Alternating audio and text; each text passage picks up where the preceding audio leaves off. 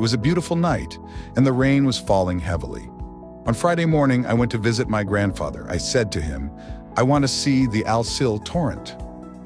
"Yes, let's go together," my grandfather replied. My grandfather drove the car to see Al-Sil Aqubal torrent arrival. Upon arrival, we found many people enjoying watching the water flowing on both sides of the Majraa-Alwadi valley stream. Some kids rolled up their legs while playing in the shallow stream of water. I noticed a big palace next to the valley. I asked my grandfather what that big palace was. He replied, "This is Suedan Palace, located on Mountain Alaan. It was built more than 300 years ago." "How was this palace built, Grandpa?" I asked.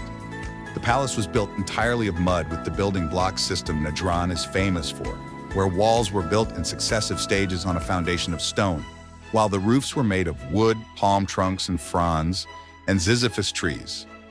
Al-Aan Palace is a model of traditional architecture consisting of 4 floors, each occupied by one family, besides being surrounded by a wall with several circular and rectangular towers to protect the palace and its surrounding areas.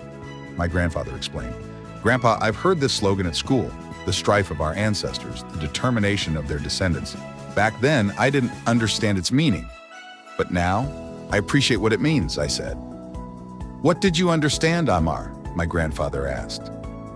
"I realized that we must maintain what our ancestors had done and develop ourselves to achieve the renaissance of our country," I replied.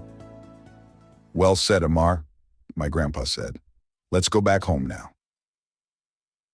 "Next week, I will take you and your brothers on a trip to see the historical landmarks in Najran," my grandfather suggested.